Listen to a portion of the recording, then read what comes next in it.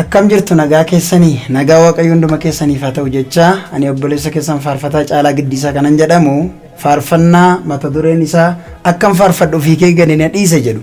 kiliippiidhaan qabadhee isiniif dhufaa waan jiruuf YouTube ko singer Caalaa Giddiisaa jedhu seentanii subscribe like share gochaa kana eegdan jaalala waaqayyoon isin gaafadhaa galatooma.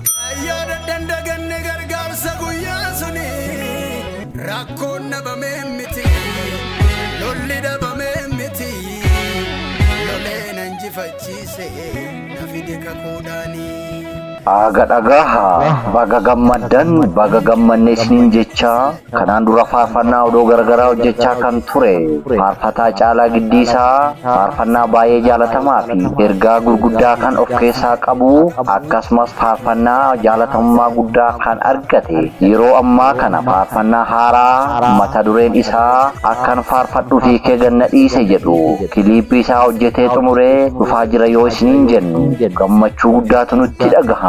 Maarree kunuunutis qaamee tokko bara 2016 gaafa jimaataa saa 11 irratti waan gallakkifamuuf isinis YouTube singer Caalaa Giddiisaa jedhu seentanii subscribe like share gochuun maatii YouTube keenyaa ta'aa isiniin jenna faarfataa Caalaa Giddiisaa.